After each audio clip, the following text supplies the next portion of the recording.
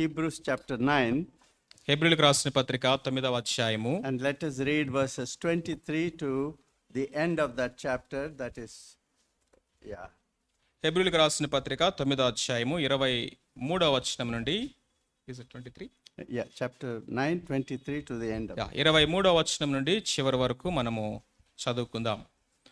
పరలోకమందున్న వాటిని పోలిన వస్తువులు ఇట్టి బలుల వలన శుద్ధి చేయబడవలసి ఉండెను, కానీ పరలోక సంబంధమైనవి వీటికంటే శ్రేష్టమైన బలుల వలన శుద్ధి చేయబడవలసి ఉండెను. అందువలన నిజమైన పరిశుద్ధ స్థలమును పోలి హస్తకృతమైన పరిశుద్ధ స్థలములలో క్రీస్తు ప్రవేశింపలేదు, కానీ ఇప్పుడు మన కొరకు దేవుని సముఖమందు కనబడుటకు పరలోకమందే ప్రవేశించెను. అంతేకాదు, ప్రధాన యాజకుడు ప్రతి సంవత్సరము తనది కాని రక్తమును తీసుకుని పరిశుద్ధ స్థలములోనికి ప్రవేశించినట్లు ఆయన అనేక పర్యాయములు తన్ను తాను అప్పగించుకొనుటకు ప్రవేశింపలేదు. అట్లైన ఎడల జగత్తు పునాది వేయబడినది మొదలుకొని ఆయన అనేక పర్యాయములు శ్రమపడవలసి వచ్చును.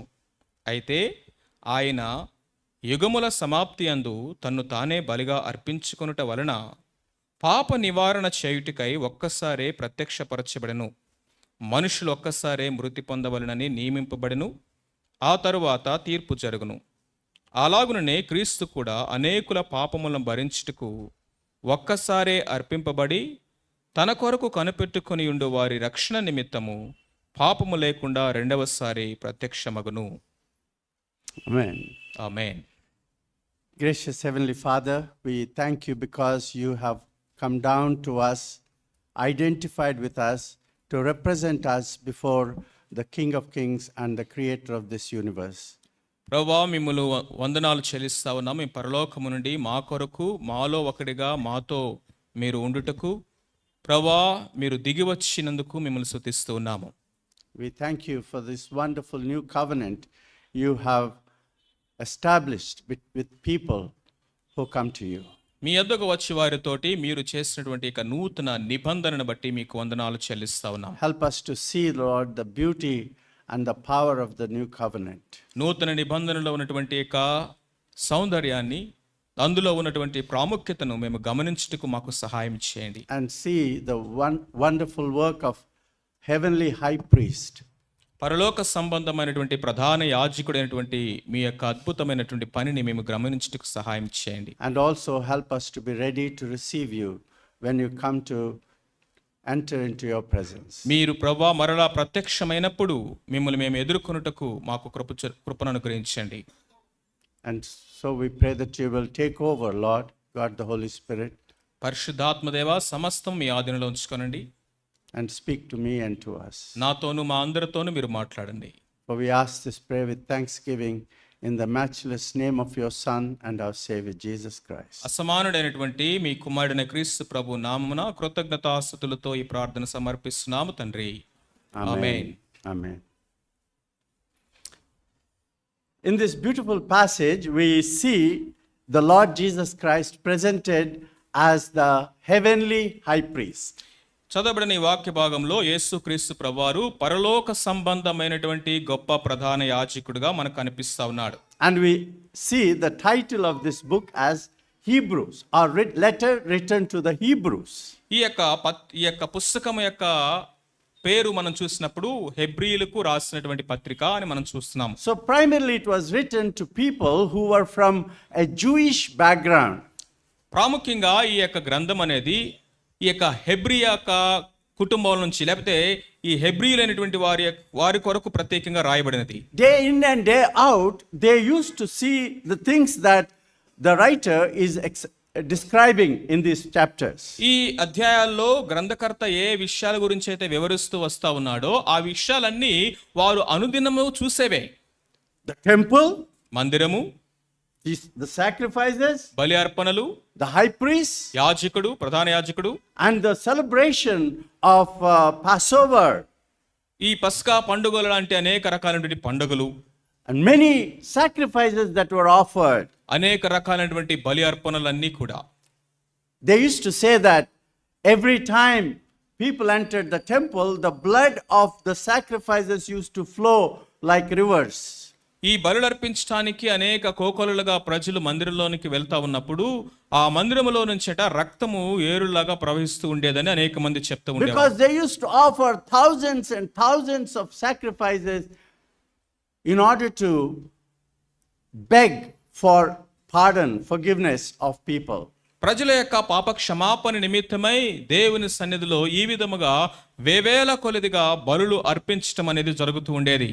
And here the writer says that these pictures that were very familiar to human beings were only a copy, a reflection, an image of the reality of heavenly worship, heavenly temple, heavenly presence of God, and heavenly sacrifices that were the sacrifice of the Lamb of God. ఈ గ్రంథకర్త ఈ గ్రంథములో ఏవైతే మనము బలులర్పణలు కానీ మందిరము కానీ ఆరాధన కానీ భౌతికంగా చూస్తూ ఉన్నామో అవి పరలోక సంబంధమైనటువంటి మందిరము బలి అర్పణ ఆరాధనలకు కేవలము ఛాయారూపకంగా మాత్రమే ఉన్నవి అన్న సంగతిని తెలియజేస్తున్నాడు. The high priest of the Jewish temple was just an image of the priest of heaven who was supposed to come down.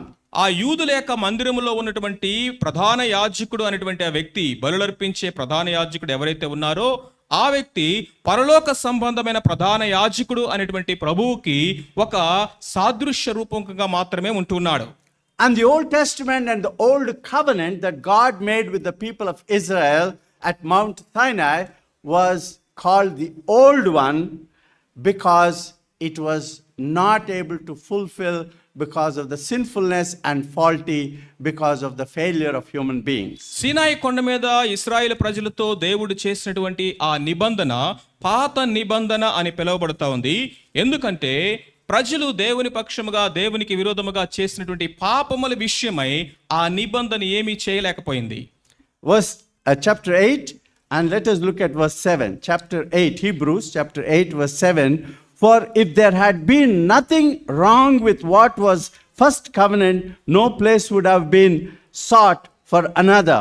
But God found fault with the people and said, the time is coming, declares the Lord, when I will make a new covenant. ఏలయనగా ఆ మొదటి నిబంధన లోపము లేనిదైతే రెండవ దానికి అవకాశం ఉండనేరదు. అయితే ఆయన ఆక్షేపించి వారితో ఇలాగూ చెప్పుచున్నాడు, ప్రభు ఇట్లను ఇదిగో ఒక కాలము వచ్చినది, ఇప్పటిలో ఇశ్రాయేలు ఇంటి వారితోనూ యూదా ఇంటి వారితోనూ నేను క్రొత్త నిబంధన చేయుదును. So God had to make a new covenant because people did not understand the old covenant. They misunderstood the old covenant, and because of that they could not receive God's blessing or that wonderful covenant, promise, oath God made with his people. దేవుడు పాత నిబంధనలో తన ప్రజలతో చేసినటువంటి ఆ నిబంధనలో ఉన్నటువంటి ఆ యొక్క ఆశీర్వాదాలన్నిటినీ కూడా ఉద్దేశాలని ఇశ్రాయేలు ప్రజలు సరిగా అర్థం చేసుకోలేకపోయారు.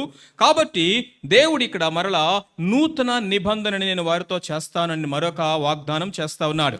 The old covenant had so many rules and regulations, commandments and institutions. పాత నిబంధనలో అనేకమైనటువంటి విధులు లేకపోతే వారు చేయవలసినటువంటి అనేకమైనటువంటి కార్యకలాపాలు కట్టడలు నియమావళి అన్నీ కూడా ఉంటా ఉన్నాయి. And people thought that by fulfilling all the commandments, by obeying all the commandments of God, they could become perfect to become acceptable to God. ఆజ్ఞల అన్నిటినీ నెరవేర్చడం ద్వారా దేవుని ఎదుట అంగీకారము పొందవచ్చును అనేటువంటి ఉద్దేశాన్ని ఆ దినాల్లో ప్రజలు కలిగి ఉన్నారు. And that's why all the Pharisees and the scribes and the priests used to fulfill the law, tried to fulfill the law. కాబట్టి శాస్త్రులు పరిసయ్యులు అనే వారు ఏమి చేస్తా వచ్చారు?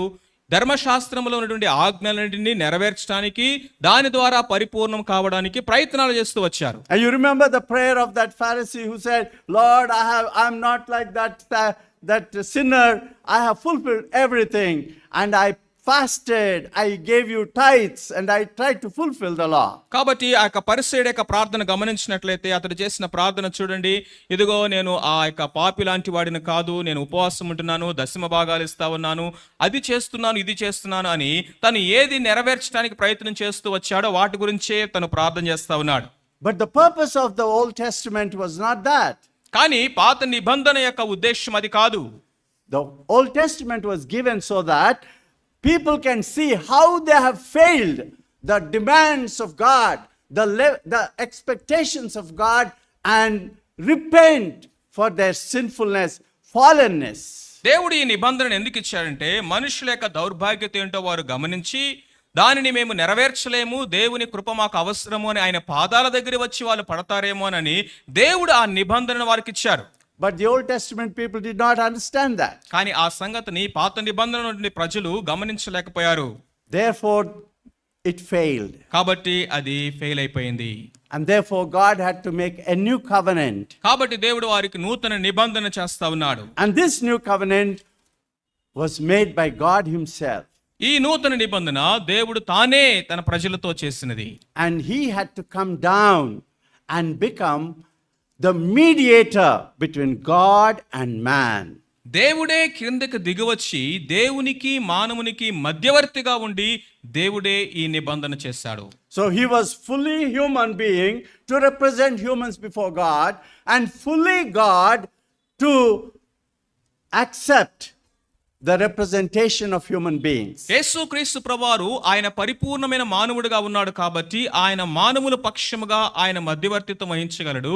ఆయన పరిపూర్ణమైనటువంటి దేవుడు కాబట్టి దేవుని ఎదుట ఆయన అంగీకరించబడిన వాడుగా మానవునికి దేవునికి మధ్యవర్తిగా ఆయన నిలబడగలిగాడు. As fully God and fully man, He was the perfect mediator between man and God. పరిపూర్ణమైన దేవుని గాను పరిపూర్ణమైనటువంటి మానవుడి గాను మానవునికి దేవునికి మధ్యవర్తిత్వం వహించడానికి యేసుక్రీస్తు ప్రభువు అయిన వారు సరిపోయినటువంటి వాడు.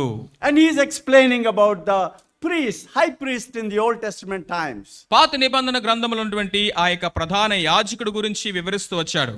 They were high priests representing human beings, but they themselves were sinners. పాత నిబంధనలో ఉన్నటువంటి ఆ ప్రధాన యాజకులు అందరూ కూడా మానవుని పక్షాన్ని వహించగలిగారు, కానీ తమంతట తామే పాపులు కాబట్టి వారు మధ్యవర్తిత్వాన్ని పరిపూర్ణం చేయలేకపోయారు. They had to offer a sacrifice for their own sin first. వారి యొక్క పాపములకే మొట్టమొదటగా వారు బలి అర్పించవలసి వచ్చింది. And we see that in verse 12 following. 12వ వచనం నుండి మనం చూసినట్లయితే Verse chapter 9, yes. 9వ అధ్యాయం 12వ వచనంలో మేకల యొక్కయు కోడెల యొక్కయు రక్తముతో కాక తన స్వరక్తముతో ఒక్కసారే పరిశుద్ధ స్థలములో ప్రవేశించెను. ఏలయనగా మేకల యొక్కయు ఎడ్ల యొక్కయు రక్తము మైలపడిన వారి మీద ఆవుదూడ బూడిద చల్లుటయు శరీర శుద్ధి కలుగుటయు వారిని కలుగునట్లు వారిని పరిశుద్ధ పరిచిన ఎడల నిత్యుడగు ఆత్మ ద్వారా తన్ను తాను దేవునికి నిర్దోషునిగా అర్పించుకున్న క్రీస్తు యొక్క రక్తము నిర్జీవ క్రియలను విడిచి జీవమగల దేవుని సేవించుటకు మీ మనస్సాక్షిని ఎంతో ఎక్కువగా శుద్ధి చేయును. Yeah. So there we see that the Old Testament priests could only offer sacrifices of goats and lambs or calves. పాత నిబంధనలో ఉన్నటువంటి యాజకులు ఎడ్ల యొక్కయు మేకల యొక్కయు కోడెల యొక్క రక్తం మాత్రమే అర్పించగలిగినారు. And they also had to offer sacrifice for themselves. వారి నిమిత్తము కూడా వారు బలి వారి పాపం నిమిత్తము కూడా వారు బలి అర్పించవలసి ఉన్నది. So that we see in verse, I think, please read verse 14. 14వ వచనము same thing it's that. Oh, you finished reading that? Yeah. Oh, yeah. So that could not fulfill the purpose of God. అది దేవుని యొక్క ఉద్దేశములో నెరవేర్చలేకపోయింది. And that's what we see in chapter 8 verse 13. 13వ వచనములో ఆ సంగతి మనం చూస్తాము. Chapter ఏలయనగా 8. మేకలే 8వ అధ్యాయము 13వ వచనం చూసినట్లయితే ఆయన క్రొత్త నిబంధన అని చెప్పుట చేత మొదటిది పాతదిగా చేసినాడు, ఏది పాతగిలి ఉడిగిపోవునో అది అదృశ్యమగుటూ సిద్ధముగా ఉన్నది. So there we see that the old one could not fulfill the purpose. So కాబట్టి ఈ పాత నిబంధన ఏదైతే ఉన్నదో అది దేవుని యొక్క సంకల్పములను నెరవేర్చలేకపోయింది. So it is called old covenant. కాబట్టి అది పాతది అని చెప్పబడుతూ ఉన్నది. By calling it old, it is obsolete. It's made obsolete. అది పాతది అని చెప్పుట వలన అది పాతగిలిపోయినది అని అర్థము. And the new one had to be established. కాబట్టి ఇప్పుడు క్రొత్త నిబంధన స్థాపించబడవలసి ఉన్నది. So this heavenly high priest is the one who brought the new covenant into order.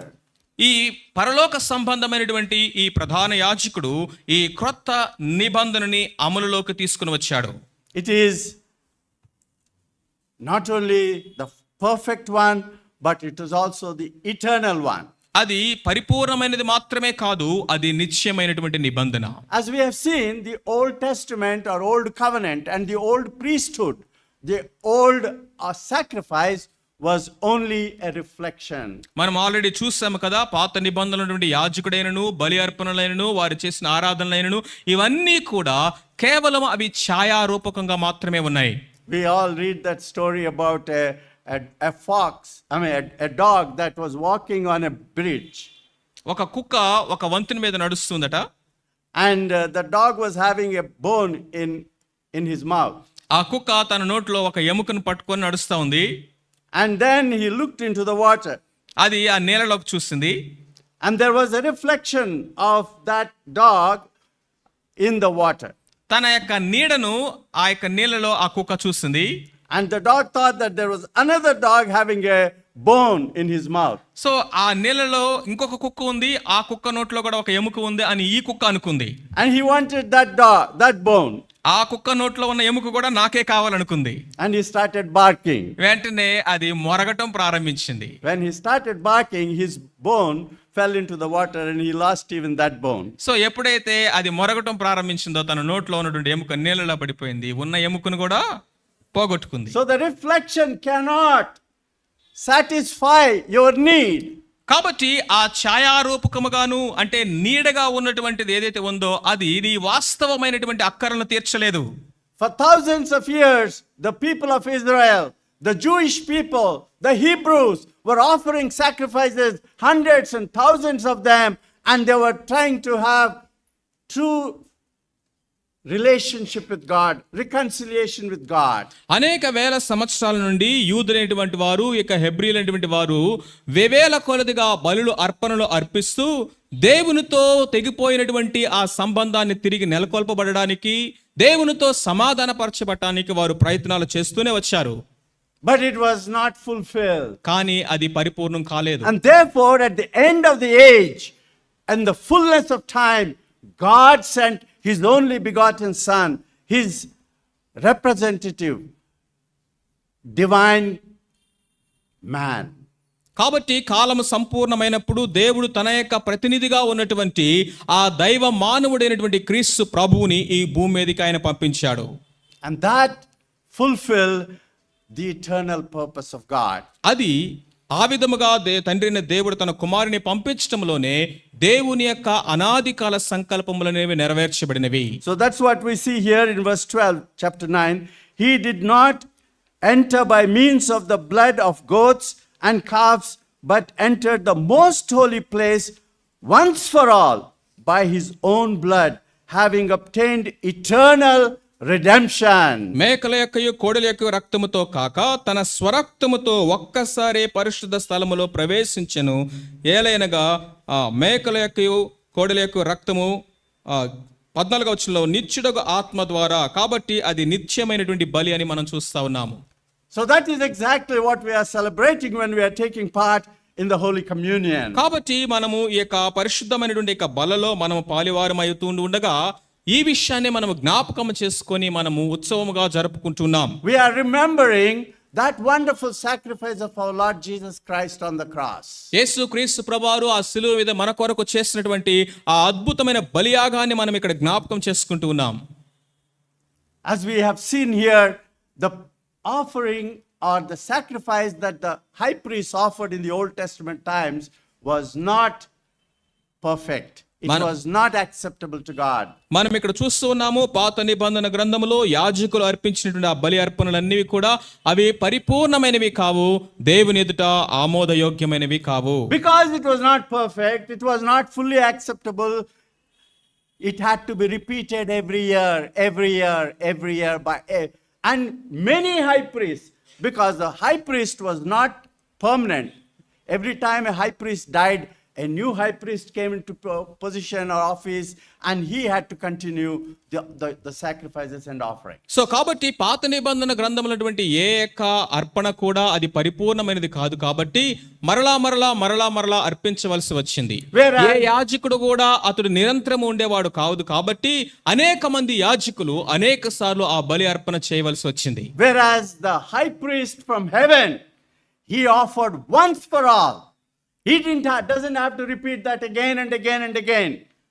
If that is the case, Jesus had to come many times and Jesus had to suffer many times. But no, it is once for all. It is perfect and finished. అయితే పరలోకము నుండి దిగి వచ్చినటువంటి ఈ యొక్క ప్రధాన యాజకుడైన యేసు క్రీస్తు ప్రభువారు చేసిన బలి ఒక్కసారే ఆయన అర్పించాడు. ఆయన పరిపూర్ణమైన నిత్య బలిని చేశాడు. ఒకవేళ అది కాకపోతే యేసు క్రీస్తు ప్రభువారు మరలా రావాల్సి ఉండేది, మరలా ఆయన సిలువ వేయబడవలసి ఉండేది. ఆ విధంగా జరగదు. ఎందుకంటే ఆయన ఒక్కసారే నిత్యమైన పరిపూర్ణమైనటువంటి బలిని ఆయన చేశాడు. And having obtained eternal redemption, ఆయన నిత్యమైన బలి ద్వారా ఆయన విమోచన కార్యాన్ని మనందరి కొరకు సాధించి పెట్టాడు. he completed that amazing work of God's plan of redeeming fallen human race. పడిపోయినటువంటి మానవ జాతి అంతటిని కూడా విమోచించాలి అనేటువంటి దేవుని యొక్క దైవ సంకల్పాన్ని యేసుక్రీస్తు ప్రభువారు ఆయన పరిపూర్ణం చేశాడు. It was perfect because it was the blood of God. అది పరిపూర్ణమైనది ఎందుకు అయిందో తెలుసా? అది దేవుని యొక్క రక్తము ద్వారా అది జరిగింది The కాబట్టి. Creator died for the creation. సృష్టికర్త అయిన దేవుడు తాను సృజించిన సృష్టి కొరకు ఆయనే మరణించాడు. Billy Graham writes in his book that if an angel dies for a human being, one angel can save one human being. ఒక బిలియ గ్రహాం గారు తన యొక్క పుస్తకంలో ఇలాగ రాశారు, ఒకవేళ గనక దేవదూత గనక మానవుని యొక్క పాప విమోచన కొరకు గనక మరణించవలసి వస్తే, ఒక దేవదూత మరణిస్తే ఒక మనుషుడే రక్షించబడతాడు. You can imagine how many angels had to die in case all the human beings starting from Adam until the last human being has to be saved. ఆదాము మొదలుకొని ఆఖరి మానవుడి వరకు భూమి మీద ఉన్న ప్రతి మానవుడు రక్షించబడాలంటే ఒకవేళ ఈ క్రమములో చూస్తే ఎంతమంది దేవదూతలు మరణించవలసి ఉన్నది. But కానీ the Creator సృష్టికర్త అయిన దేవుడు of the whole universe, సమస్త సృష్టిని సృజించిన వాడు, he gave his blood ఆయన తన స్వరక్తాన్ని మన కొరకు అర్పించాడు. and he could redeem the whole creation both in heaven and on earth and under the earth. పరలోకమందును భూమి మీదను భూమి క్రిందను ఉన్నటువంటి సమస్తమైనటువంటి మానవాళిని ఒక్క అర్పణ ద్వారానే ఆయన విమోచించాడు. We can't even imagine this amazing mystery that God's redemption through Jesus Christ is not only for humans on earth, it is for the whole creation. యేసుక్రీస్తు ప్రభు ద్వారా దేవుడు చేసినటువంటి ఈ విమోచన కార్యం అనేటువంటి అద్భుతమైన మర్మాన్ని మనం అర్థం చేసుకోవటం కూడా అసాధ్యము. ఎందుకంటే ఈ విమోచన కార్యము కేవలం మానవుల కొరకు మాత్రమే కాదు ఆయన చేసింది, సమస్త సృష్టి యొక్క విమోచన కొరకు. And he shed his sinless blood. పాపరహితమైన ఆయన పరిశుద్ధ రక్తాన్ని మన కొరకు చిందించాడు. It's very beautiful to meditate upon that particular scene as we are approaching the Good Friday. ఇదిగో ముందున్నటువంటి యొక్క శుభ శుక్రవారం గుడ్ ఫ్రైడేకి మనము ఎదుర్కొంటూ ఉండగా ఈ విషయాలని మనం జాగ్రత్తగా ధ్యానించటం, అర్థం చేసుకోవటం అనేది ఎంతో ఉపయోగకరంగా ఉంటుంది. Let us go to the scene where Jesus was being judged by Pilate. చూడండి, యేసుక్రీస్తు ప్రభువారు ఆ పిలాతు ముందు నిలబడి న్యాయ తీర్పు, అక్కడ ఆ న్యాయ స్థానంలో నిలబడి తీర్పు పొందటం అనేటువంటి విషయాన్ని గమనించండి. And what was going on right there? అక్కడ ఏమి జరుగుతా ఉంది? Jesus was standing in front of Pilate, the governor. ఆ గవర్నర్ అయినటువంటి పిలాతు అధిపతి ముందు యేసు ప్రభువారు నిలబడి ఉన్నారు. And he was judging Jesus. యేసుక్రీస్తు ప్రభువారిని అతడు తీర్పు తీరుస్తున్నాడు. All the Jewish people were accusing him. యూదులందరూ కూడా ఆయన మీద ఏదో ఒక తప్పు మోపుతూ ఉన్నారు. And then if we look at Luke chapter 23, లూకా సువార్త 23వ అధ్యాయాన్ని గనుక మనం చూసినట్లయితే starting from verse 13. 13వ వచనం నుండి లూకా సువార్త 23వ అధ్యాయం. Pilate called together the chief priests and the rulers and the people, and he said to them, "You brought me this man is one who was inciting the people to rebellion." I have examined him in your presence and have found no basis for your charges against him. Neither has Herod, for he sent him back to us. In other words, even Herod could not find any fault with him, and therefore he sent him back to Pilate. Neither has Herod found fault with him. And then he says, he has done nothing to deserve death. లూకాసు సువార్త 23వ అధ్యాయం 13 నుంచి మనం చూసినట్లయితే అక్కడ పిలాతు అంటున్నాడు, ఇదిగో నేను మీ ఎదుట ఈయన విమర్శింపగా మీ రీతిని మీరు మోపినటువంటి నేరములో ఒక్కటైనను నాకు కనబడలేదు, హేరోదు కూడా కనబడలేదు. ఆ మరణానికి తగినటువంటి మరణ శిక్షకు తగినది ఏదియు ఇతడు చేయలేదు అని చెప్పాడు. So he was innocent. కాబట్టి అతడు ఏ విధమైనటువంటి తప్పు చేయనటువంటి నిర్దోషి. He was sinless. పాపరహితుడైన. He did not deserve death. అతడు మరణ శిక్షకు తగినది ఏదియు ఆయన చేయలేదు. The cross that he bore was not because of his sin. He was sinless. He was perfect. ఆయన పొందినటువంటి సిలువ అనేది ఆయన చేసినటువంటి పాపాన్ని బట్టి కాదు, ఎందుకంటే ఆయన పాపరహితుడు కాబట్టి. And Pilate again repeated that in verse 22. 22వ వచనంలో 3వ మారు అతడు ఎందుకు ఇతడు ఏ దుష్కార్యము చేసెను, ఇతని యందు మరణమునకు తగినది నేరము ఏది నాకు అగపడలేదు గనుక ఇతన్ని శిక్షించి విడుదల చేతునని వారితో చెప్పెను. So Luke makes it very clear that three times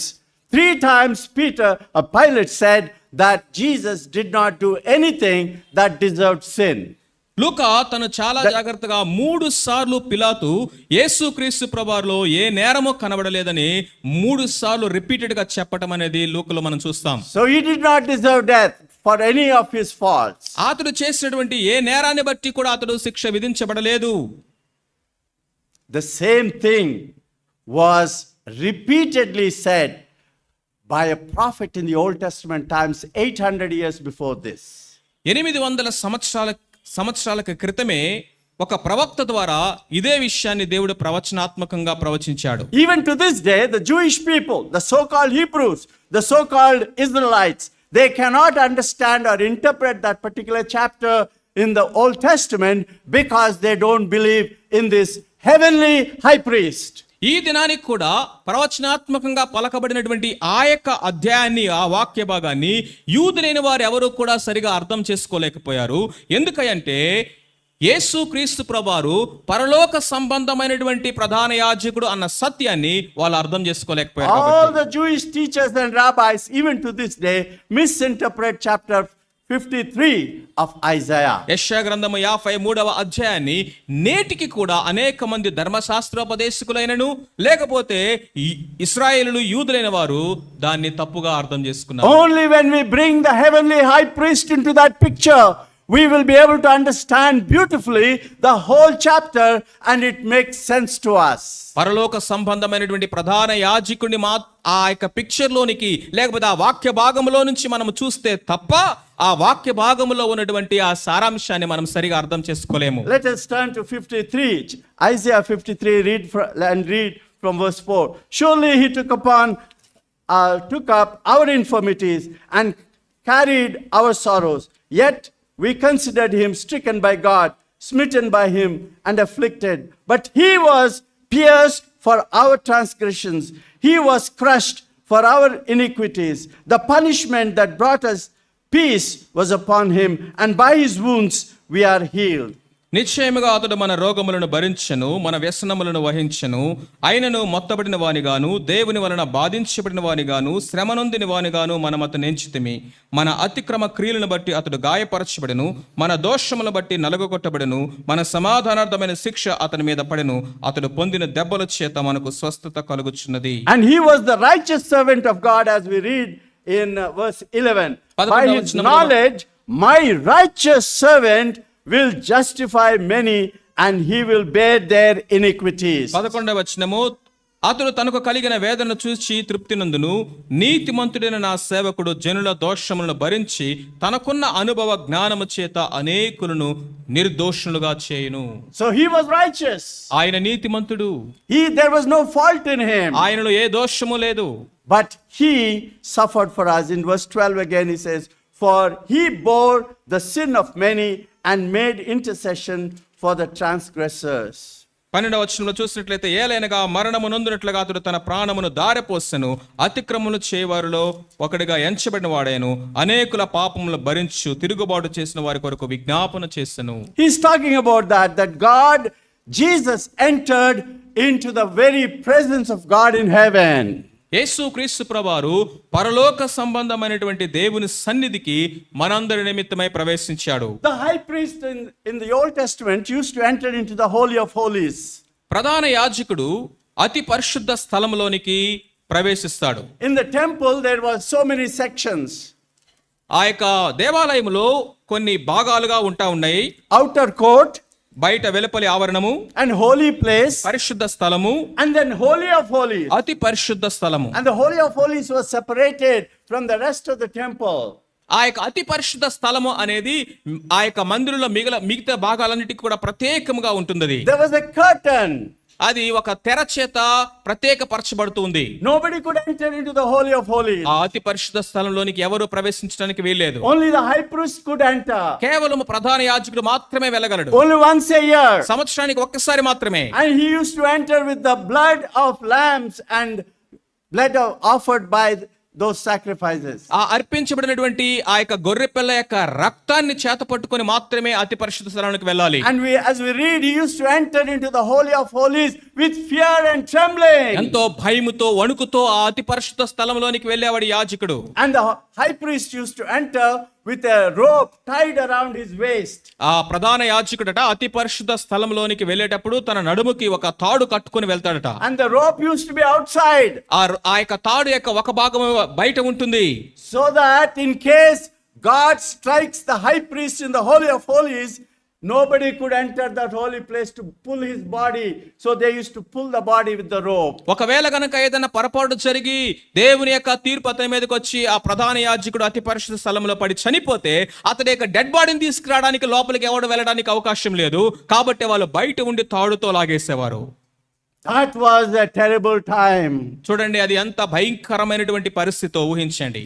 But our Savior, our high priest, enters not into a symbolic, an image, a reflection, but into the very presence of God after offering his blood as a sacrifice, and enters into the very presence of God. అయితే మన ప్రధాన యాజకుడు ఏదో ఛాయారూపకమైనటువంటి ఆ యొక్క స్థలములోనికి ఆయన ప్రవేశించలేదు, కానీ తన యొక్క రక్తమును చేత పట్టుకొని మనందరి నిమిత్తము వాస్తవమైనటువంటి అతి పరిశుద్ధ స్థలమైన దేవుని సన్నిధికి ఆయన ప్రవేశించాడు. And the priest, the name of the priest, the word priest means one who intercedes.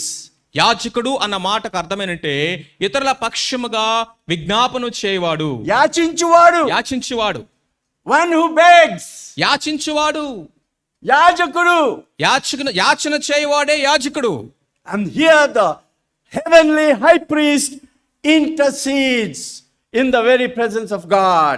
ఇదిగో మన యొక్క పరలోక సంబంధమైన ఈ ప్రధాన యాజకుడు మన అందరి నిమిత్తము దేవుని సన్నిధిలో యాచిస్తూ ఉన్నాడు.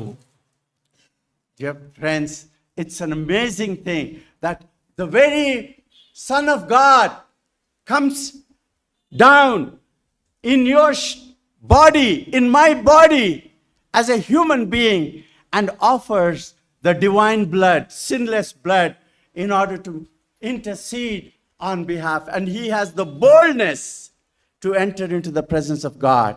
చూడండి, నీలాంటి నాలాంటి మనలాంటి శరీరముతో దేవాది దేవుడే ఈ భూమి మీదకి వచ్చి మన అందరి పక్షముగా అతి పరిశుద్ధమైనటువంటి ఆయన రక్తాన్ని మన కొరకు చిందించి మన పక్షముగా ఆ అతి పరిశుద్ధ స్థలంలోనికి ప్రవేశించి ఆయన మన కొరకు అక్కడ విజ్ఞాపనము చేయటం అనేది ఎంత గొప్ప భాగ్యం, ఇది ఎంత గొప్ప సంగతి ఇది. Our heavenly high priest alone can intercede for us with confidence because he is God. మనందరి పక్షముగా మన పరలోక సంబంధమైన ప్రధాన యాజకుడు మాత్రమే ఆయన ధైర్యముతో విజ్ఞాపనము చేయగలడు. ఎందుకు అయ్యా అంటే ఆయన పరిశుద్ధమైన రక్తం మన కొరకు చిందించాడు. That day, when Jesus was standing in front of Pilate, Pilate declared 3 times that there is no sin that deserves death penalty for him. పిలాతు ముందు యేసుక్రీస్తు ప్రభువారు నిలబడినప్పుడు స్వయాన పిలాతే 3 సార్లు చెప్పాడు, ఇతడు యందు ఏ నేరము ఏ దోషము కనబడలేదని. But the people, as we read in verse 21, but they kept shouting, crucify him, crucify him. 21వ వచనం గనుక మనం చూసినట్లయితే ప్రజలందరూ కూడా వీరిని సిలువ వేయము సిలువ వేయము అని కేకలు వేసిరి. And in verse 24, so Pilate decided to grant their demand. కాగా వారు అడిగినట్లే జరగవలనని పిలాతు తీర్పు తీర్చి. So dear friends, there we see that it was not justice, but it was God's plan of eternal sacrifice. So అక్కడ ఏదో న్యాయము అన్యాయము అనేది కాదు, కానీ ఇక్కడ ప్రశ్న దేవుడు తన యొక్క అనాది కాల సంకల్పములో మానవులందరి నిమిత్తమై తాను చేయను ఉద్దేశించినటువంటి ఆయన సంకల్పాన్ని ఇక్కడ క్రీస్తు ప్రభువులో నెరవేరుస్తున్నాడు. As Isaiah prophesied in the Old Testament, Jesus had to die on the cross as the Lamb of God who takes away the sins of the world. ఇదిగో లోక పాపములను మోసుకొని పోయే దేవుని గొర్రె పిల్లగా సమస్త మానవాళి పాపములన్నిటినీ కూడా యేసుక్రీస్తు ప్రభువారు మోసుకొని పోవాలి. యెషయా ప్రవచించిన ఆ ప్రవచనం యొక్క నెరవేర్పు ఇక్కడ మనం చూస్తున్నాము. But there is something very sad in that context. అయితే ఆ యొక్క సందర్భాన్ని చూసినట్లయితే ఎంతో బాధాకరమైనటువంటి విషయం కూడా ఒకటి ఉన్నది. If we go to same chapter, same event in Matthew. Matthew is recording about the judgment of Jesus before Pilate. పిలాతు ముందు యేసుక్రీస్తు ప్రభువారికి జరిగినటువంటి ఆ యొక్క తీర్పు విషయమై మత్తయి రాసినటువంటి ఆ వాక్య భాగంలోనికి మనం వెళ్ళినట్లయితే, We don't have much time to read the whole chapter, but chapter 27, 27వ అధ్యాయము, Matthew 27, 27వ అధ్యాయం మత్తయి సువార్త, read from please brother from 24. 24వ వచనం నుండి మనం చూసినట్లయితే, పిలాతు అల్లరి ఎక్కువగుచున్నదే గాని తన వలన ప్రయోజనమేమీ లేదని గ్రహించి నీళ్లు తీసుకొని జనము ఎదుట చేతులు కడుగుకొని ఈ నీతిమంతుని రక్తమును గూర్చి నేను నిరపరాధిని మీరే చూచుకొనుడని చెప్పెను. A Gentile ఒక అన్యుడు was aware of the fact that he was doing something wrong. తను చేస్తున్నది ఏదైతే ఉన్నదో అది అన్యాయము అనేటువంటి సంగతి తను ఎరుగును. And he washed his hands saying, I'm innocent of this man's blood. ఈ నీతిమంతుని రక్తమును గూర్చి నేను నిరపరాధిని అని తన చేతులు The కడిగేస్తున్నాడు. so-called people of God, the Jewish people, దేవుని ప్రజలని పిలువబడుతున్నటువంటి యూదులైతే let us see what they said in verse 25. 25వ వచనంలో వారు ఏమంటున్నారో చూడండి. అందుకు ప్రజలందరూ వాని రక్తము మా మీదను మా పిల్లల మీదను ఉండును గాక అనిరి. Let this man's blood be on us and our children. ఈ వాని రక్తము మా మీదను మా పిల్లల మీదను ఉండును గాక అనిరి. Dear friends, historically this thing happened around 35 AD. ప్రియమైన వారులారా, చరిత్రాత్మకంగా ఇక్కడ వీరు ఏదైతే కోరుకున్నారో అది ఆ యొక్క యేసుక్రీస్తు ప్రభువారి యొక్క తర్వాత అంటే ఏడి క్రీస్తు శకము 35 35వ సంవత్సరంలో ఇది జరిగింది. approximately. అప్రాక్సిమేట్ గా అంటే And సుమారుగా. and after 35 years from that day, ఆ యొక్క దినమునంటే ఏ రోజైతే వాళ్ళు ఈ కేకలు వేశారో ఆ రోజు తర్వాత 35 సంవత్సరాలకి these people said, let this man's blood come upon us and our children. మా మీదను మా పిల్లల మీదను ఈయన రక్తం ఉండును గాక అని ప్రజలందరూ అరిచారు. A generation is 40 years. ఒక తరము గతించిపోవాలంటే 40 సంవత్సరాలు పడుతుంది. So before that generation finished, ఇంకా ఆ తరము ముగించబడక మునిపే within 40 years, that their children, those people and their children suffered terribly, and the terrible suffering is described in history. ఆ తరము గతించక మునిపే అంటే 40 సంవత్సరాలకు ముందే వారు ఏదైతే కోరుకున్నారో ఆ భయంకరమైనటువంటి శ్రమ వారి మీదకి వారి పిల్లల మీదకి వచ్చింది. చరిత్ర దీని గురించి మాట్లాడుతుంది. The fall of Jerusalem. యెరూషలేము యొక్క పతనము. It was Emperor Titus, the Roman Caesar. రోమా చక్రవర్తి అయినటువంటి టైటస్ అనేటువంటి వ్యక్తి, He was a young man. అతడు యవనస్తుడు. He was not a emperor at that time. ఆ సమయానికి అతడు కైసరు అంటే చక్రవర్తి కాలేదు. His father was the Caesar. అతని యొక్క తండ్రి చక్రవర్తి. And he was coming back after attacking and destroying Egypt, after ఐగుప్తుని defeating Egypt. ఐగుప్తును ఓడించి దాన్ని సర్వనాశనం చేసి తిరిగి వస్తూ ఉన్నాడు. And he had some kind of a grudge against the Jewish people. యూదులైనటువంటి వారి పట్ల తనకి ఏదో ఒక పగ ఉంది ఆయనకి. He wanted to destroy Jerusalem. యెరూషలేమును సర్వనాశనం చేయాలనుకున్నాడు. So he attacked Jerusalem city. యెరూషలేము యొక్క పట్టణాన్ని అతడు ఎదుర్కొన్నాడు. He wanted to attack.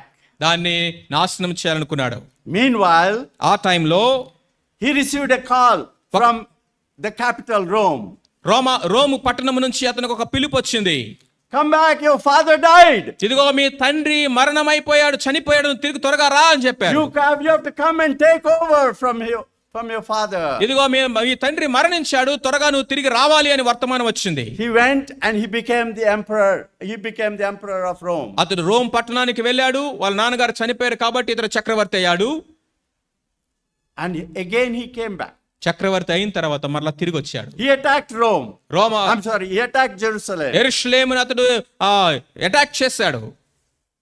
See the beautiful prophecy of our Lord Jesus Christ. చూడండి యేసు క్రీస్తు ప్రభువారి గురించినటువంటి ఒక ప్రవచనము. Unless we understand the historical story, we do not understand the prophecy of Jesus in the Gospel of Matthew. చారిత్రాత్మకంగా జరిగినటువంటి యొక్క సంగతులు కనుక మనం ఎరగకపోయినట్లయితే ఈ ప్రవచనాత్మకంగా రాయబడినటువంటి యొక్క విషయాలు మనకు అర్థం కావు. Here Jesus is talking about two important things. One, the fall of Jerusalem, and the second one, his second coming.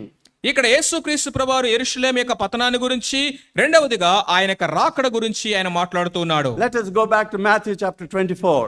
మత్తయి సువార్త 24వ అధ్యాయంలోనికి వెళ్దాము. And in that verse, the disciples are asking a question. Jesus told that there won't be one stone upon a stone of the temple. Please read verse 2, brother. రెండవ వచనం కనుక మనం చూసినట్లయితే, అందుకు ఆయన, మీరు ఇవన్నీ చూస్తున్నారు కదా, రాతి మీద రాయి ఒకటే అయినను ఇక్కడ నిలిచి ఉండకుండా పడద్రోయబడునని మీతో నిశ్చయముగా చెప్పుచున్నాను అని. And he's talking about the temple, verse 24.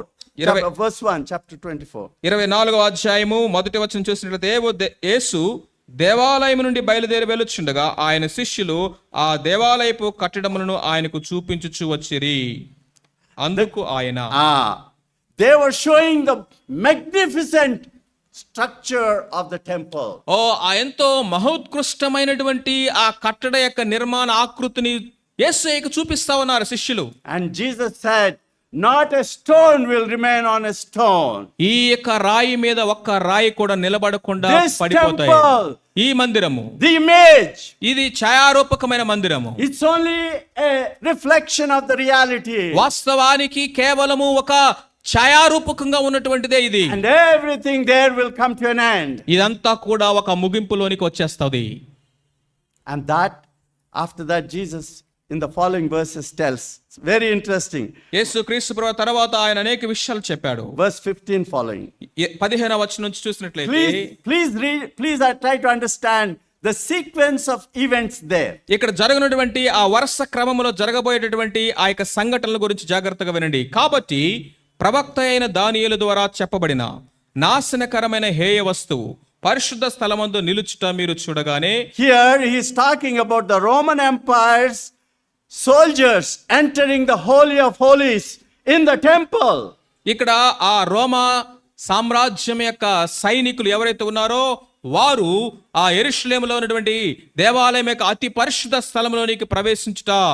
Please continue, brother. చదువువాడు గ్రహించును గాక. యూదులలో ఉండవారు కొండలకు పారిపోవలను. యూదయలో ఉన్నవారు యూదయలో ఉండవారు కొండలకు పారిపోవలను. యూదయలో ఉన్నవారు కొండలకు పారిపోవలను. Please notice that. yes, please read, brother. మిద్దె మీద ఉండవాడు తన ఇంటిలో నుండి ఏదైనాను తీసుకొని పోవుటకు దిగకూడదు. పొలములో ఉండవాడు తన బట్టలు తీసుకొని పోవుటకు ఇంటికి రాకూడదు. అయ్యో, ఆ దినములో గర్భిణీలకును పాలిచ్చు వారికి శ్రమ.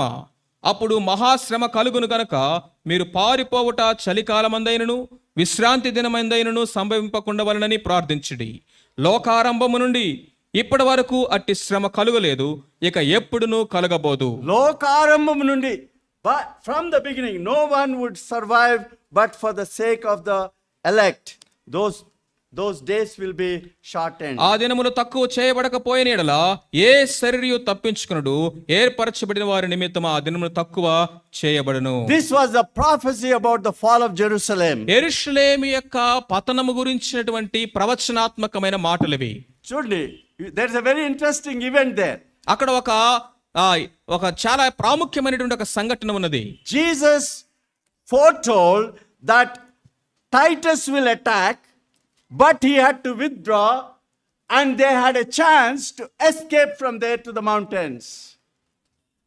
ఎవరైతే ఈ టైటస్ ఉన్నాడో అతడు ఈ యొక్క యెరూషలేము పట్టణాన్ని అతడు అటాక్ చేయడానికి వస్తాడు. అయితే అక్కడ యూదులని వారు కొంతమంది తప్పించుకొని పోవడానికి అవకాశం కూడా ఇవ్వబడుతుంది అన్న విషయాన్ని ప్రభువారు ముందే చెప్పాడు. And those people, the disciples who believed the prophecy of Jesus Christ, they escaped. ఎవరైతే యేసుక్రీస్తు ప్రభువారు ముందుగా చెప్పినటువంటి ఈ ప్రవచన వాక్యాన్ని నమ్మారో, ఈ యొక్క టైటస్ గురించి మనం చెప్పాం కదా, అతడు అటాక్ చేయాలనుకున్నప్పుడు మరలా రోమ్కి వెళ్ళాడు.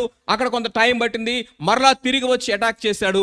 ఈ మధ్య కాలంలో వారు పారిపోయి దాక్కోవడానికి దేవుడు అవకాశాన్ని అనుగ్రహించాడు. So Jesus told them, those who are in Jerusalem, escape to the mountains. కాబట్టి యేసు ప్రభువు ముందే చెప్పాడు, నాశనకరమైన హేయ వస్తువు అతి పరిశుద్ధ స్థలంలో ప్రవేశించడం మీరు చూడగానే యూదయలో ఉన్నటువంటి వారు, యెరూషలేములో ఉన్నవారు కొండలకు పారిపోవాలి.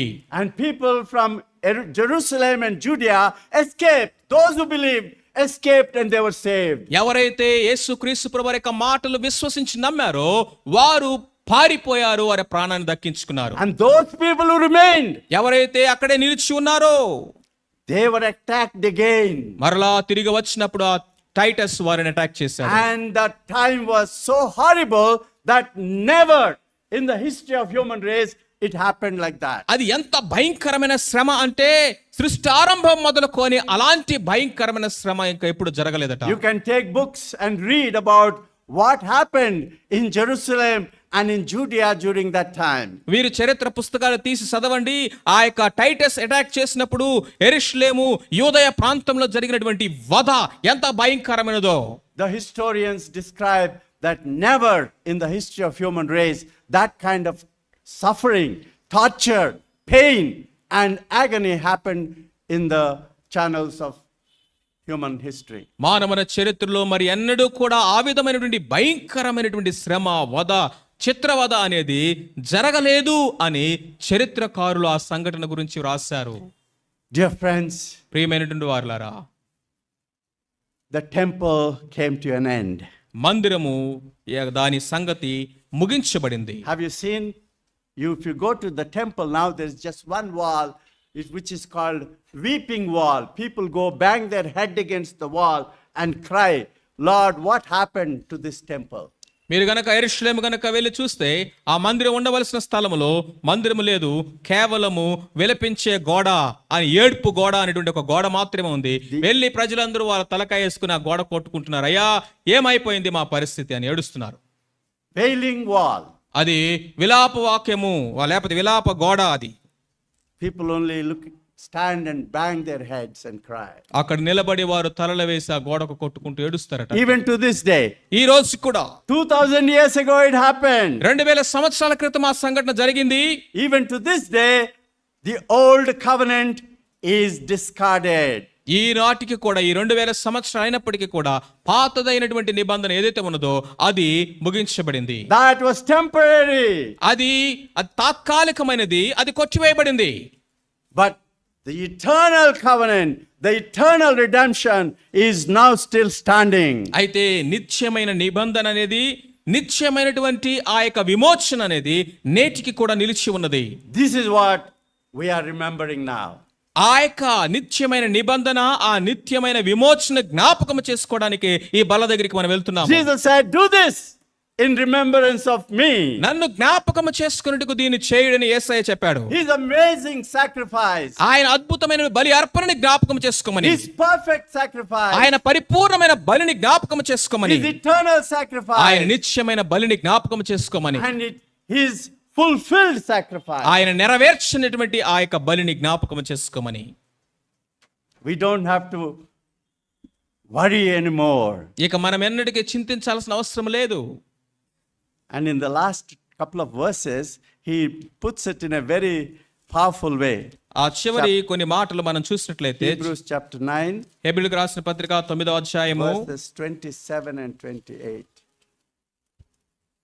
హెబ్రీయులకు రాసిన పత్రిక 9వ అధ్యాయము 27, 28 వచనాలు చూసినట్లయితే, మనుషులు ఒక్కసారే మృతి పొందవలెనని నియమింపబడెను, ఆ తరువాత తీర్పు జరుగును. అలాగునే క్రీస్తు కూడా అనేకుల పాపములు భరించుటకు ఒక్కసారే అర్పింపబడి తన కొరకు కనిపెట్టుకుని ఉండు వారి రక్షణ నిమిత్తము పాపము లేకుండా రెండవసారి ప్రత్యక్షమగును. Here, first of all, he says, it is appointed for man to die once, and after that judgment. 27వ వచనంలో చూసినట్లయితే, మనుషులు ఒక్కసారే మృతి పొందవలెనని నియమింపబడిను, ఆ తర్వాత తీర్పు జరుగును. Just as a man is destined to die once, and after that to face judgment. ఏ విధముగా అయితే మనుషులు ఒక్కసారే మృతి పొంది ఆ తర్వాత తీర్పు పొందుతారో, That far it sounds very good. అక్కడ వరకు ఆ మాటలు వింటా ఉంటే మనకు మంచిగా అనిపిస్తా ఉన్నాయి. But then the following verse అయితే తర్వాత ఉన్న మాటలు gives us many question marks. అక్కడ చాలా ప్రశ్నార్థకమైనటువంటి మాటలు మనకు కనిపిస్తూ ఉండొచ్చు. So Christ was sacrificed once to take away the sins of many people, and he will appear a second time, not to bear sin, but to bring salvation to those who are waiting for him. 28వ వచనం చూడండి. అలాగునే క్రీస్తు కూడా అనేకుల పాపములు భరించుటకు ఒక్కసారే అర్పింపబడి తన కొరకు కనిపెట్టుకుని ఉండి వారి రక్షణ నిమిత్తము పాపము లేకుండా రెండవసారి ప్రత్యక్షమగును. The first one is మొట్టమొదటిది definitely ఖచ్చితముగా జరిగేది, that human beings die. ఏంటి అది ఖచ్చితంగా జరిగేది? మనుషులందరూ మృతి పొందాలి. Any question about it? దాని విషయంలో ఏమైనా సందేహం ఉందా? Any doubt? దాని విషయంలో సందేహం ఉందా? Anybody anywhere in the world will doubt it? ఎవరైనా సరే ప్రపంచంలో ఎవరైనా దాన్ని సందేహిస్తారా? No way. ఎవరు లేరు. It is definite. అది ఖచ్చితముగా జరిగేది. And then తర్వాత after that judgment. ఆ తర్వాత తీర్పు జరుగును. Some people question that. కొంతమంది ఈ తీర్పు గురించి అనేక మంది ప్రశ్నించవచ్చు. The Greeks during the time of Jesus did not believe in judgment after death. యేసుక్రీస్తు ప్రభువారి యొక్క సమయంలో ఉన్నటువంటి యొక్క గ్రీకులు ఎవరైతే ఉన్నారో వారు మరణము తర్వాత తీర్పు ఒకటి ఉందని వాళ్ళు నమ్మలేదు. Even today there are many atheists who don't believe in God, they don't believe in spirit, they don't believe in eternity, therefore they don't believe in judgment. కాబట్టి ఈ రోజు కూడా దేవుడు లేడు అని నమ్మేటటువంటి వారు అనేక మంది వారు ఆ మరణం తర్వాత జీవాన్ని గురించి వారు నమ్మరు. ఎందుకంటే మనిషిలో ఒక ఆత్మ ఉందన్న సంగతి వారు నమ్మరు. మరణం తర్వాత జీవాన్ని నమ్మరు కాబట్టి తీర్పు గురించి కూడా వారు నమ్మరు. But కానీ whether you believe it or not, నీవు నమ్మినా నమ్మకపోయినా, whether you accept it or not, నువ్వు అంగీకరించినా అంగీకరించకపోయినా, it's surely going to take place. ఖచ్చితంగా అది జరగబోయేదే.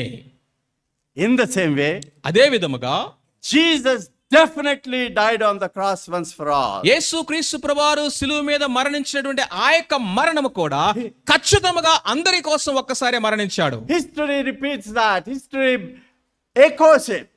చరిత్ర దాని గురించి ఎంతో మనకి అది ఉద్ఘాటిస్తా ఉంది.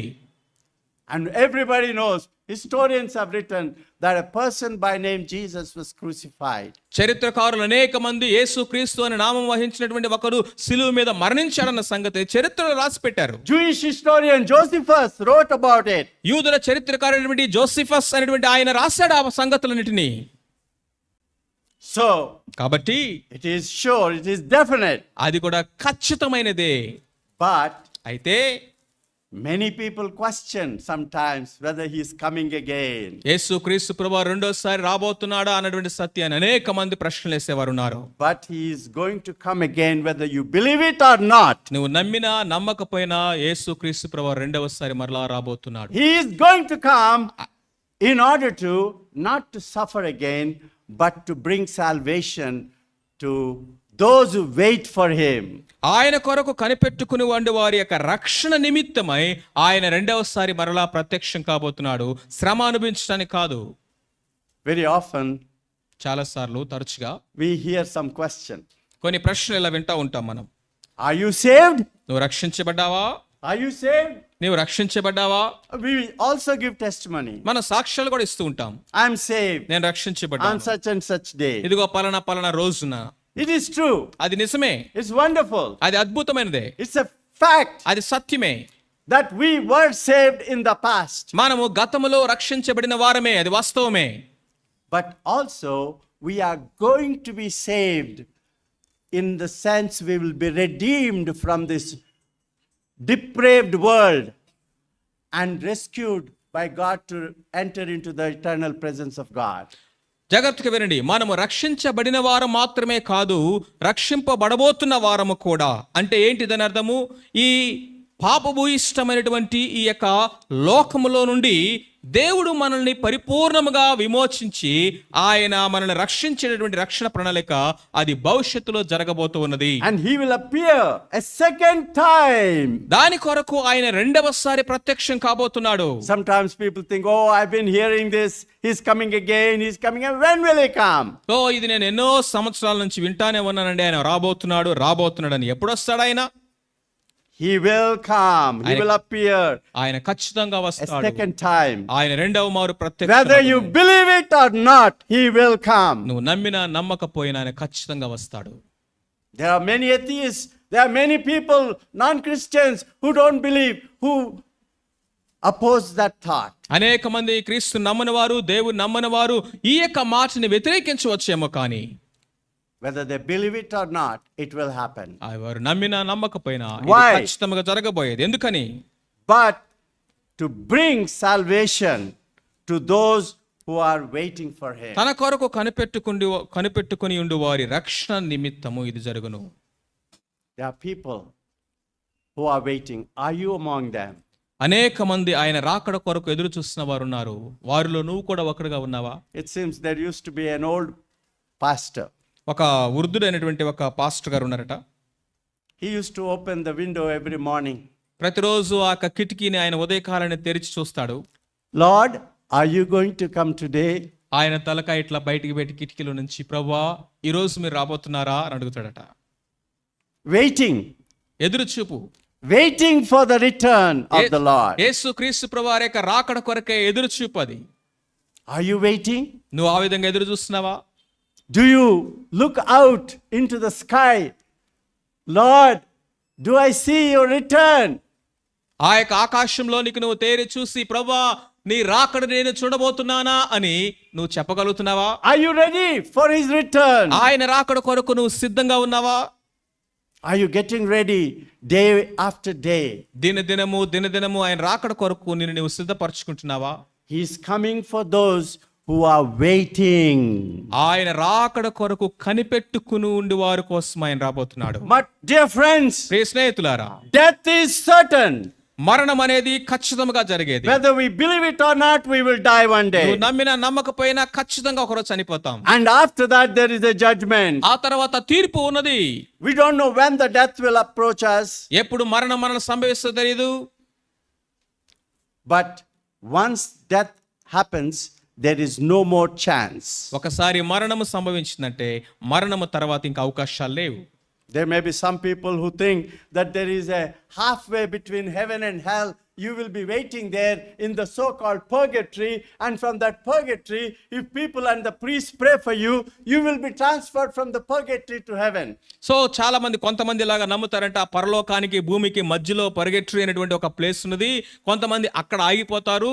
ఇదిగో అక్కడ ఆగిపోయిన వారి కోసం ఇక్కడ ఉన్నటువంటి పరిశుద్ధులు సేవకులు అందరూ ప్రార్థన చేస్తే వాళ్ళ ప్రార్థనలు బట్టి దేవుడు ఆ ప్లేస్ నుంచి పరలోకానికి వాళ్ళని ప్రమోట్ చేస్తారని నమ్మే వాళ్ళు ఉన్నారు. Some people have some extra merit. They can give it to you. So కొంతమంది అనుకుంటారంట, నాకు ఏదో ఒక విధంగా ఎక్స్ట్రా మెరిట్ దొరుకుతులే, కనీసం అక్కడ నుంచైనా నేను ప్రమోషన్ పొందుతాను అనుకుంటారట. No more chance. ఇక అవకాశం అనేది ఏమీ లేదు. It's appointed for man to die once. మనుషులు ఒక్కసారే మృతి పొందవలను. And after that, judgment. అది నియమించబడింది. ఆ తర్వాత తీర్పు జరుగును. That's all. అంతే. There won't be any advocate there for you. ఇంకా ఆ మరణం తర్వాత నీ గురించి వాదించేవాడు, నీ కొరకు వేడుకునేవాడు ఎవడు ఉండడు. Now, we have an advocate. అయితే ఇప్పుడైతే మన కొరకు ఉత్తరవాది ఉన్నాడు అక్కడ. When we are alive, we have an advocate with the Father. భూమి మీద మనము జీవించిన ఈ కాలంలో తండ్రి కుడి పార్శ్వమున మన కొరకు విజ్ఞాపన చేసినటువంటి విజ్ఞాపనకర్త ఉన్నాడు. So if we believe and repent now and wait for him, he will take us. And the fulfillment of salvation will be there. మనం ఆయన మాటలను నమ్మి విశ్వసించి పశ్చాత్తాపడి మారు మనసు పొందినట్లయితే మనం రక్షించబడతాము. ఆయన రాకడ కొరకు నువ్వు కనిపెట్టుకునే వారివైతే, ఆయనను ఎదుర్కోవడానికి నువ్వు సిద్ధంగా ఉన్నట్లయితే అక్కడ పరిపూర్ణమైన రక్షణను మనం ఆయన సన్నిధిలో పొందుకుంటాం. Those who are saved ఎవరైతే రక్షించబడ్డారో and those who are being saved by waiting, ఎవరైతే ఆయన కొరకు ఎదురు చూస్తూ రక్షింపబడుతూ ఉన్నారో they will be saved on that day when the Lord will take us into the very presence of God. ఆ దినమున క్రీస్తు ప్రత్యక్షమై మనందరినీ కూడా తండ్రి యొక్క సన్నిధికి మనల్ని కొనిపోయినప్పుడు మనము అప్పుడు పరిపూర్ణంగా రక్షించబడతాము. That is the full part of salvation. అదే రక్షణలో ఉన్నటువంటి పరిపూర్ణమైనటువంటి సత్యము. Salvation in past tense, present tense and future tense. గత కాలంలో రక్షణ, ప్రస్తుతమందు రక్షణ, మనము పొందబోయేటటువంటి భవిష్యత్ రక్షణ. If you read the epistles of Paul, you'll read, we are saved, we are being saved, and we shall be saved. పౌలు రాసినటువంటి యొక్క పత్రికలో ఉన్న సారాంశాన్ని మనం జాగ్రత్తగా గమనించినట్లయితే మనం రక్షించబడిన వారము, రక్షింపబడుతూ ఉన్న వారము, రక్షింపబడబోయే వారము అని చెప్తున్నాం. Our great Savior, మన గొప్ప రక్షకుడు, our great heavenly high priest, మన గొప్ప ఆ ప్రధాన పరలోక సంబంధమైన ప్రధాన యాజకుడు came down, identified himself with us. ఆయన దిగి వచ్చి నీతో నాతో ఒక్కడిగా తను తాను ఐడెంటిఫై చేసుకున్నాడు. And he died on the cross in your place and in my place. నీ స్థానంలో నా స్థానంలో ఆయన సిలువ మీద మరణించాడు. He accomplished, he fulfilled the eternal plan of God's redemption. నిత్యమైనటువంటి ఆ విమోచన కార్యమైనటువంటి తండ్రి యొక్క దేవుని సంకల్పాన్ని ఆయన పరిపూర్ణం చేశాడు. And all those who believed in him were saved. ఆయన యందు విశ్వాసం ఉంచిన వారందరూ రక్షింపబడిన వారు. And we are being saved as we are waiting for him. ఆయన రాకడ కొరకు కనిపెడుచున్న మనమందరము కూడా రక్షింపబడుతూ ఉన్నవారము. And when he comes, we will be saved. ఆయన ప్రత్యక్షమైనప్పుడు మనము రక్షింపబడతాము. Are you saved? నువ్వు రక్షించబడ్డావా? Are you saved? నువ్వు రక్షించబడ్డావా? Are you being saved? నువ్వు రక్షించబడుతూ ఉన్నావా? Are you being saved? నువ్వు రక్షించబడుతూ ఉన్నావా? Will you be saved? నువ్వు రక్షించబడబోయే వారిలో ఉన్నావా? Will you be saved? నువ్వు రక్షించబడతావా? Let us make sure, dear friends, ప్రియమైన వారలారా, ఈ విషయంలో మనము నిశ్చయత కలిగి ఉందాం. that we may be covered by our heavenly high priest. ఇదిగో ఆ పరలోక సంబంధమైనటువంటి ఆ ప్రధాన యాజకుని యొక్క రెక్కల కింద మనం కప్పబడిన వారుగా ఉందాం. His eternal work of redemption is perfect, it is eternal, and it is guaranteed. యేసు క్రీస్తు ప్రభువారు చేసినటువంటి ఆ నిత్యమైన విమోచన కార్యము అనేది అది పరిపూర్ణమైనది, సంపూర్ణమైనది, అది శాశ్వత కాలము నిలిచి ఉండేది. Without a proper answer for this question, are you saved? Are you being saved? Will you be saved? Don't leave this place. నువ్వు రక్షించబడిన వాడిగా ఉన్నావా? రక్షించబడుతూ ఉన్నావా? రక్షించబడబోయే వాడిగా ఉన్నావా అన్నటువంటి ఈ ప్రశ్నలకి నీ దగ్గర సరి అయిన సమాధానము లేకుండా దయచేసి ఈ స్థలాన్ని నువ్వు విడిచిపెట్టి వెళ్ళొద్దు. Before you leave this place, even as you approach this table, ask the Lord, Lord, have mercy on me. ఇదిగో ఈ బలను సమీపిస్తూ ఉండగా, కొద్ది నిమిషాల ఈ స్థలాన్ని మనం విడిచిపెట్టి వెళ్ళబోతూ ఉండగా దయచేసి ప్రార్థన చేయండి. ప్రభువా, నా మీద దయ చూపించండి. Help me to be included in that people. ప్రభువా, ఆ గుంపులో నేను కూడా ఒకడుగా ఉండడానికి నాకు సహాయం చేయి. Help me to be in that group of people who are redeemed by this eternal work of our heavenly priest. ఆ పరలోక సంబంధమైనటువంటి గొప్ప ప్రధాన యాజకుడు మా కొరకు చేసినటువంటి ఆ యొక్క విమోచన కార్యాన్ని అనుభవించినటువంటి వారిలో ఆ గుంపులో నేను కూడా ఒకడుగా ఉండాలి. And let us consecrate ourselves. మనలో మనం ఆ విధంగా ప్రతిష్ఠించుకుంటూ ప్రార్థన చేసుకుందాం. దయచేసి తల వంచండి, ప్రార్థన చేసుకుందాం.